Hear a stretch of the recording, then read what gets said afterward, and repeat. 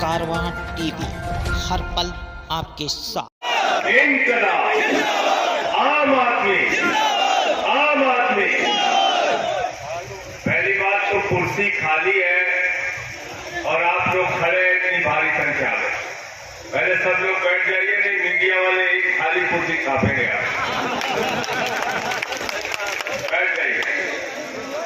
बैठ जाइए पीछे वाले जितने साथी हैं, एक भी कुर्सी खाली नहीं रहनी चाहिए। इतनी संख्या में आप लोग यहाँ पे मौजूद हैं, सारी कुर्सियां अपनी उपस्थिति से आप भर दीजिए।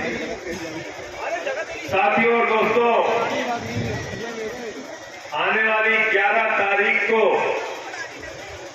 आपको अपने उंगली के इशारे से इस नगर पंचायत की तरतीब का फैसला करना है, नगर पालिका की नवाबगंज की तरतीब का फैसला करना है। हमारे साथी फारूक भाई, उनकी पत्नी चुनाव लड़ रही है, आमना फारूक जी कार्यक्रम का संचालन कर रहे हैं, दानिश भाई इस क्षेत्र से हमारी तेज तर्रार नेता डॉक्टर सुनीता गंगवार जी, यार नीचे से निकल बुंदेलखंड के हमारे प्रांत के अध्यक्ष हैदर भाई, उत्तर प्रदेश के चुनाव समिति के अध्यक्ष भाई समाजीत सिंह जी। कहां से शुरू करूं और कहां खत्म करूं? वतन की जो हालत सुनाने लगेंगे तो पत्थर भी आंसू बहाने लगेंगे। वतन की जो हालत सुनाने लगेंगे तो पत्थर भी आंसू बहाने लगेंगे। अगर भीड़ में खो गई आदमियत तो उसे ढूंढने में जमाने लगेंगे। आदमियत का, इंसानियत का, मानवता का कत्ल किया जाता है। चुनाव आता है तो कोई मुद्दा नहीं, हर चुनाव में हिंदू मुसलमान, हिंदू मुसलमान, हिंदू मुसलमान। ये हिंदू मुसलमान की दुकान आम आदमी पार्टी का कार्यकर्ता बंद कराएगा, आम आदमी पार्टी वाले बंद कराएंगे। और मैंने तो संकल्प लिया है, ये नफरत की राजनीति, ये हिंदू मुसलमान के बीच में दीवार खड़ी करने की राजनीति, ये भाई से भाई को लड़ाने की राजनीति, ये हमारी गंगा जमुनी तहजीब को बर्बाद करने की राजनीति, इस राजनीति का खात्मा करने के लिए अपनी पूरी जिंदगी लगा दूंगा, लेकिन इसके सामने झुकूंगा नहीं। क्योंकि मेरा ऐसा मानना है, मेरा ऐसा यकीन है कि नफरत की बुनियाद पर दुनिया का कोई मुल्क आगे नहीं जा सकता। मोहब्बत की बुनियाद पर दुनिया का हर मुल्क आगे जा सकता है। मोहब्बत भारत की पहचान है। मोहब्बत की बुनियाद पे भारत को, हिंदुस्तान को आगे ले जाने का काम हम लोग करेंगे। ये वो गंगा जमुनी तहजीब का मुल्क है जहां बिस्मिल्लाह खान की सहनाई संकट मोचन के मंदिर में गूंजती है। ये वो मुल्क है जहां मलिक मोहम्मद जायसी पद्मावत लिखते हैं। ये वो मुल्क है जहां रसखान को पढ़कर हम भगवान कृष्ण के बारे में जानते हैं। ये वो मुल्क है जहां मोहम्मद रफी गाना गाते हैं, सुख के सब साथी दुख में न कोई, मेरे नाम तेरा नाम एक साचा दूजा न कोई।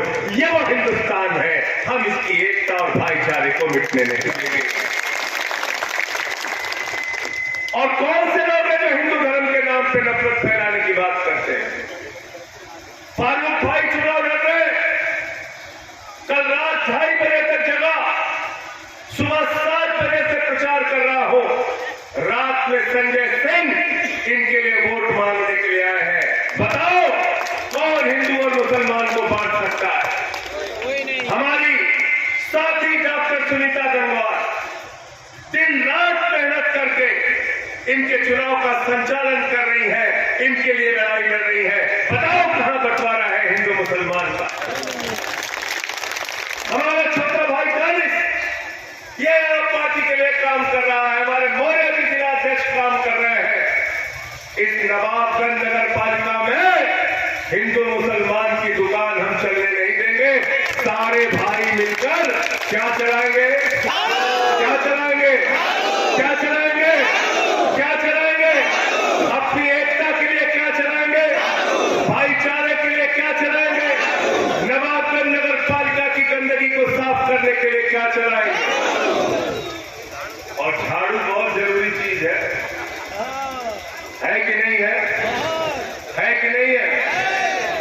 चीज है ना?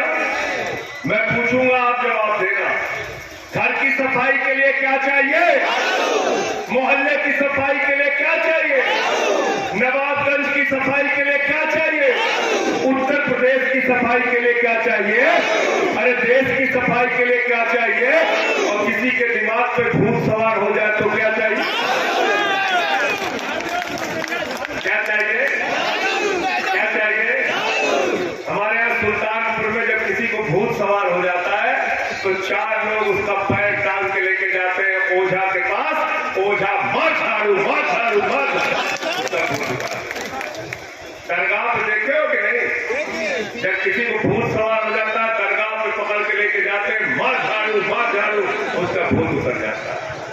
उतर जाता है कि नहीं उतर जाता? बता। तो भारतीय जनता पार्टी के दिमाग पर सत्ता का जो भूत सवार है, वो भूत झाड़ू मार मार के हमको उतारने का काम कर रहा है। कौन से हिंदू धर्म की बात करते हो? कौन से हिंदू धर्म की बात करते हो? हम भी हिंदू धर्म को मानते हैं, शिवाजी सिंह जी भी मानते हैं, सुनीता गंगवार भी मानती है। हमारे रामचरितमानस की चौपाई है, सब नर करहि परस्पर प्रीति, सारे लोग आपस में प्यार से रहे। ये है हिंदू धर्म का संदेश, ये हमारा रामचरितमानस का संदेश। हिंदू धर्म कहता है वसुधैव कुटुंबकम, पूरा विश्व हमारा परिवार है। यानी कि हिंदू भी हमारा परिवार, मुसलमान भी हमारा परिवार, सिख भी हमारा परिवार, ईसाई भी हमारा परिवार, पूरी दुनिया हमारे परिवार के लोग हैं। यह है हिंदू धर्म का संदेश। तो जब हम वसुधैव कुटुंबकम की बात करते हैं तभी तो हम विश्वगुरु बनेंगे ना। विश्वगुरु तो तभी बनेंगे जब सबको साथ में लेके चलेंगे। गलत तो नहीं कह रहा हूं? अपना अपना कुनबा लेके चलोगे तो विश्वगुरु थोड़ा बड़ा कुनबा गुरु बन सकते हो, मोहल्ला गुरु बन जाओ। गलत तो नहीं कह रहा हूं? कहाँ के गुरु, कहीं मोहल्ला गुरु। विश्व गुरु बनना है तो हिंदू धर्म के संदेश को समझो, वो है वसुधैव कुटुंबकम, पूरा विश्व हमारा परिवार है। अब इस्लाम धर्म की बात करते हैं। आप क्या कहते हैं अल्लाह को? क्या कहते हैं खुदा को? आप अल्लाह को कहते हैं रब्बुल आलमीन, पूरे आलम का रब, सिर्फ मुसलमानों का रब नहीं। कहते नहीं कहते? पूरी दुनिया का रब। और क्या कहते हैं हजरत मोहम्मद साहब सल्लल्लाहु अलैहि वसल्लम? क्या कहते हैं अपने नबी को? कहते हैं रहमतुल आलमीन, पूरे आलम पर रहमत करने वाला, सिर्फ मुसलमानों पर रहमत करने वाला। तो जो मुसलमान अल्लाह के नाम का मकसद समझ लेगा, नबी के नाम का मकसद समझ लेगा, वो कभी नफरत की बुनियाद पर हिंदुस्तान को बनाने का काम नहीं करेगा। और यही बात मैं नवाबगंज के लोगों आपसे कहने के लिए आया हूं। पिछले 25-30 साल से राजनीति कर रहे हैं फारूक भाई, बहुत चुनाव लड़ते हैं। कभी आप सभासदी में जिता देते हैं, कभी थोड़े अंतर से चेयरमैन के चुनाव में हरा देते हैं। इस बार कोई अंतर नहीं रहना चाहिए। इतना मोहर लगाना झाड़ू के निशान पे कि बाकी सबकी जमानतें जब्त हो जाए और फारूक भाई की पत्नी आमना खानम यहाँ से, आमना फारूक यहाँ से चुनाव जीत के जाए। और इसलिए मैं ये बात कह रहा हूं, मैं इसलिए ये बात कहना चाहता हूं, क्या जो बाबा जी हैं चुनाव प्रचार में निकले हैं, मैंने उनका चुनाव प्रचार देखा। आदित्यनाथ जी ने कहा तीसरा इंजन हम ही करेंगे। कहें कि नहीं कहें? तीसरा इंजन हम ही करेंगे। एक इंजन मोदी जी का, एक इंजन योगी जी का, तीसरा इंजन नगरपाल का आला भी उनको दे दीजिए। कल प्रधानी हो गए, कहीं चौथो गए, जिला पंचायती कहीं पांचों हो गए, सारा इंजन नहीं देंगे। मैं आपसे पूछ रहा हूं, नरेंद्र मोदी का इंजन किसके लिए काम करता है भाई?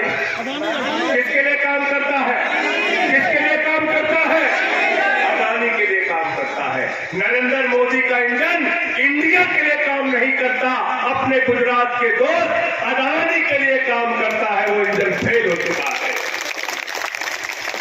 आकाश में चले जाइए तो हवाई जहाज अडानी का, जमीन पर आ जाइए तो एयरपोर्ट अडानी का, समुद्र में चले जाइए तो सीपोर्ट अडानी का, पाताल में चले जाइए तो कोयला अडानी का, गैस अडानी की, सड़क अडानी का, बिजली अडानी का, पानी अडानी का, स्टील अडानी का, सीमेंट अडानी का, पूरा मुल्क अडानी के नाम कर दिया।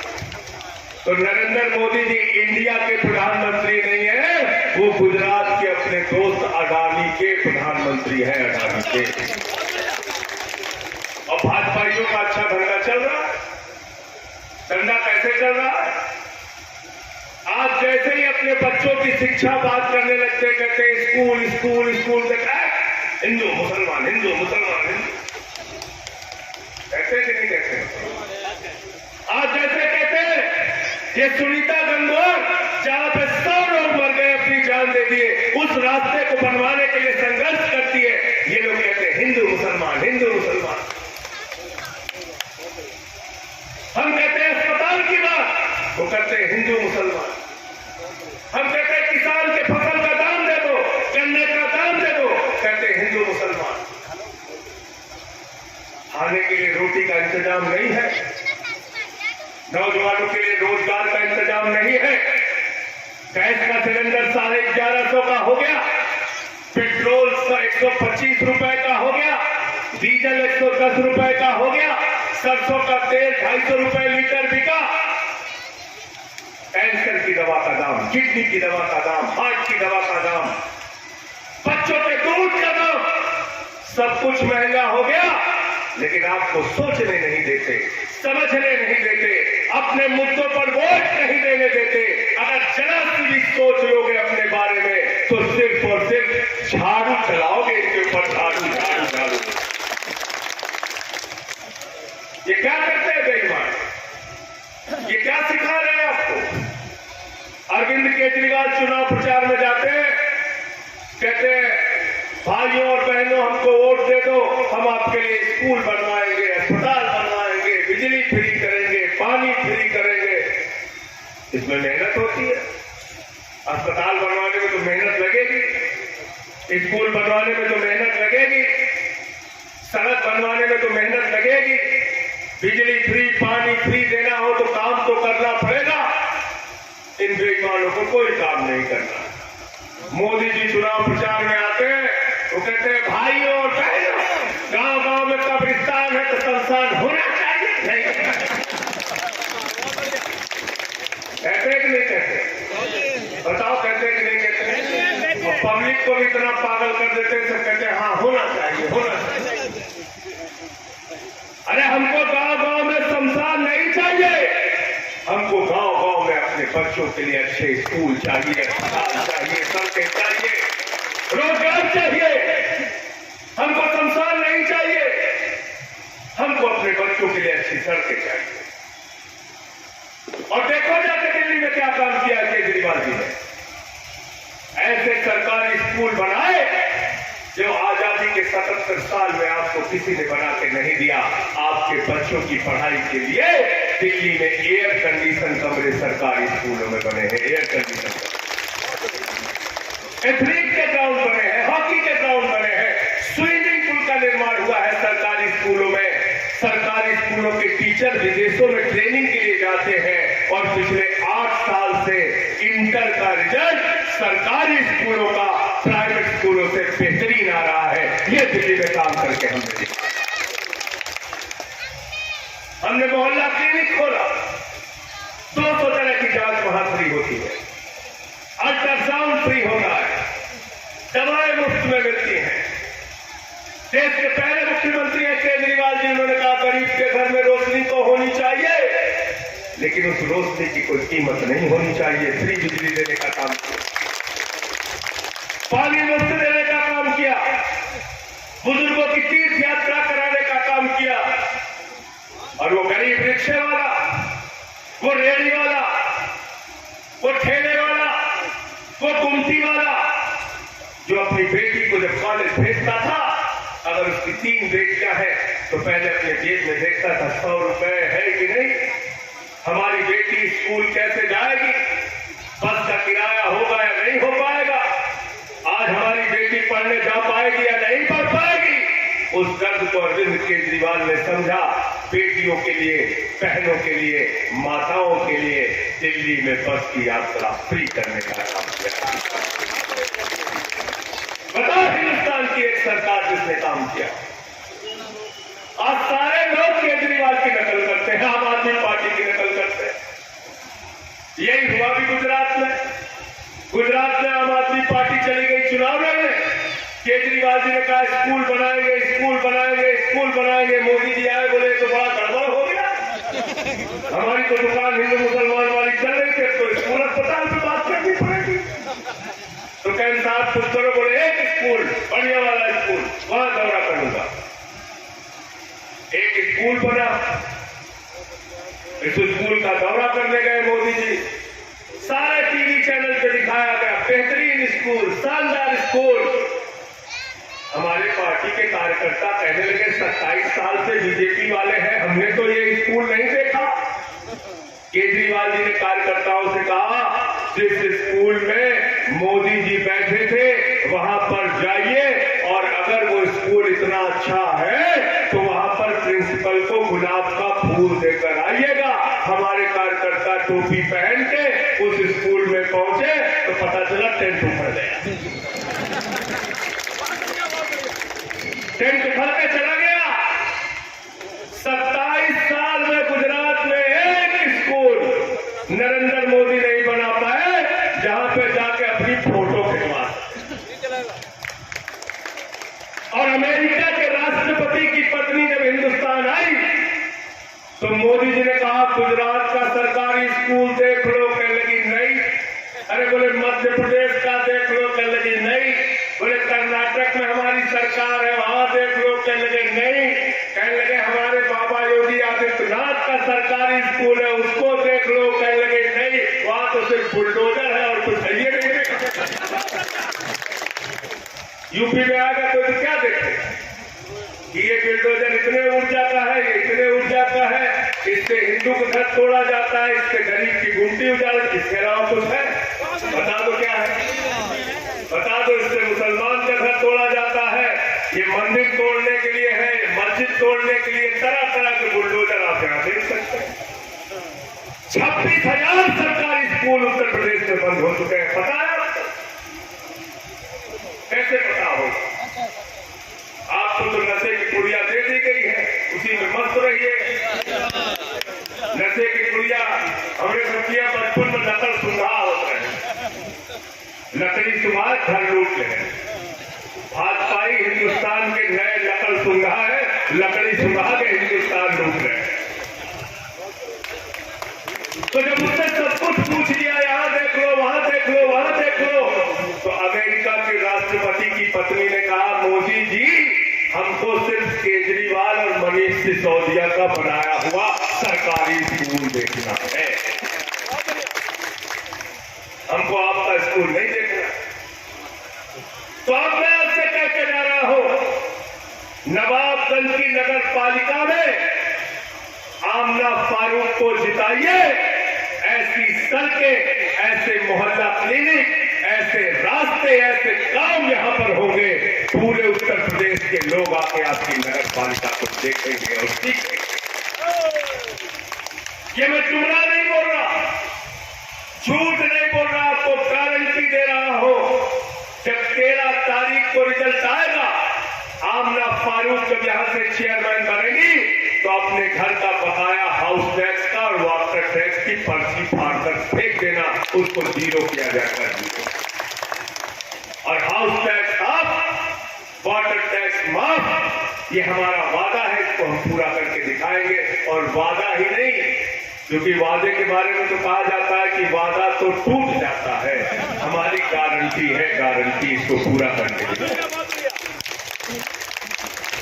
आपने सबको मौका दिया, बहुत बड़ा दिन है आपका। आपने कांग्रेस को भी मौका दिया, आपने भाजपा को भी मौका दिया, आपने सपा को भी मौका दिया, आपने बसपा को भी मौका दिया, सबको मौका दे दिया।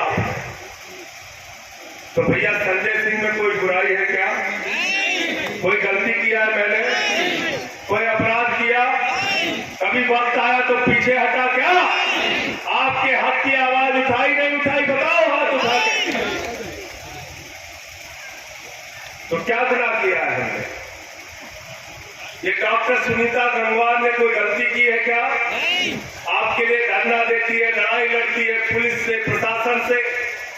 ये फारूक भाई इतने दिन से राजनीति कर रहे हैं, इन्होंने हमेशा आपकी सेवा की है, तो एक बार झाड़ू वालों को भी मौका दे दो।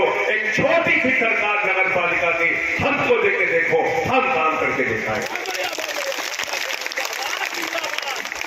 हम काम करके दिखाएं। और हम तो सबका वोट मांग रहे हैं, हिंदू का भी, मुसलमान का भी, सबका वोट मांग रहे हैं। आइए मिलकर एक नई राजनीति शुरू करते हैं।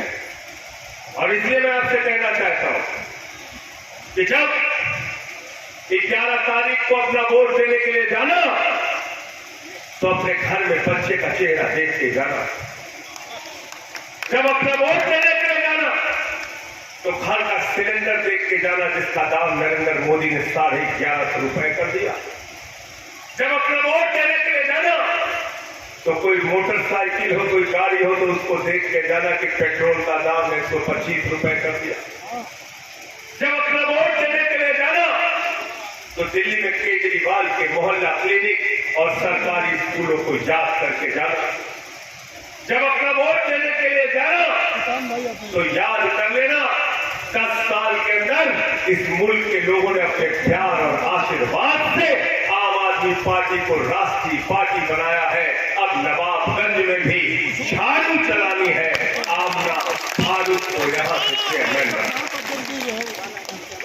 ये सब कुछ अगर आपको याद रहेगा, तो झाड़ू निशान आपको याद रहेगा, राजनीति की गंदगी को साफ करने का औजार आपको याद रहेगा।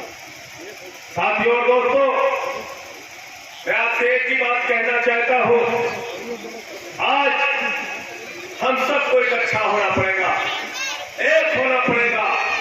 जुल्म के खिलाफ, जाति के खिलाफ, अत्याचार के खिलाफ, लूट के खिलाफ। इस मुल्क के साथ क्या हो रहा है, कभी आप सोचेंगे तो आपकी रूह कांप जाएगी।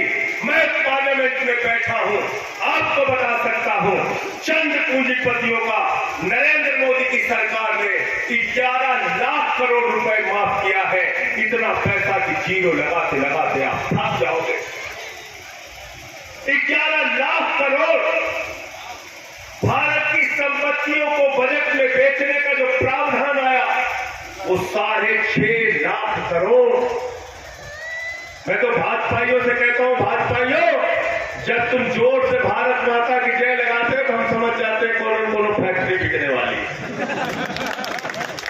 भाजपाई कहते हैं भारत माता की जय, हम भारत की रेलवे बेचेंगे, भारत माता की जय, हम steel authority of India limited बेचेंगे, कोल इंडिया बेचेंगे, LIC बेचेंगे, बैंक बेचेंगे, PPCL बेचेंगे, पूरा हिंदुस्तान बेचेंगे।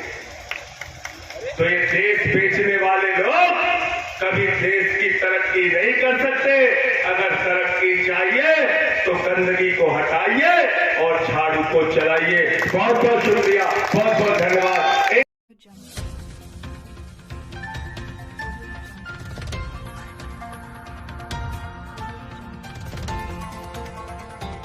कारवां टीवी, हर पल आपके साथ।